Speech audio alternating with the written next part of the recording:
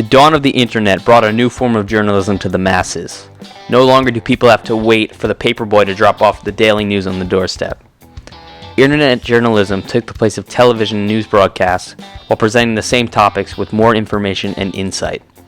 Newspaper companies around the world began to branch out into cyberspace to reach a whole new audience. That new audience is the youth, the same youth who are infatuated with tech and cell phones, the same youth who are the most easily impressionable. The vulnerability of the mind opens up a new pathway for falsified news to emerge in the modern era. One of the most popular cell phone applications has become a ground zero for the study of fake news. In a 2017 opinion piece for Axios, Snapchat CEO Evan Spiegel wrote about his application's impact after an update that introduced the Discover page, a collection of news and entertainment outlets curated for individual users. The personalized news feed revolutionized the way people share and consume content. But let's be honest, this came at a huge cost to facts, our minds, and the entire media industry. Spiegel writes that the social media opened up the Pandora's box of challenges for the news industry. He goes on to write that social media fueled fake news because content designed to be shared by friends is not necessarily content designed to deliver accurate information. After all, how many times have you shared something you never even bothered to read?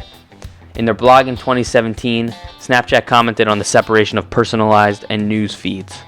While blurring the lines between professional content creators and your friends has been an interesting internet experiment, it's also produced some strange side effects like fake news, and made us feel like we have to perform for our friends rather than just express ourselves. With so many social media sites including Snapchat, Facebook, Twitter, and YouTube showcasing major media outlets, it can no longer be argued that you should not get your news from social media. That doesn't mean that readers should not be wary of fake stories and articles. Checking sources and understanding bias will help to combat the rise of false news on social media platforms.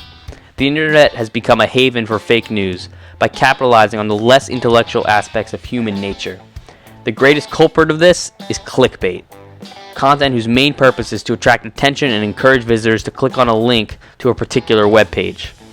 Clickbait often features sensationalized headlines that include hooks like, "You'll never believe number 5, the ultimate guide to, and this will leave you in tears," and other compelling headlines. Clickbait articles make up a large portion of the Snapchat Discover page. Clickbait is one of the easiest places to spot fake news. This is because many clickbait articles do not include sourcing and expect the reader to believe the information regardless of proof. This is one of the reasons that many teens are not media literate, because the news they consume does not emphasize sourcing. They do not go out of their way to analyze the evidence the articles provide.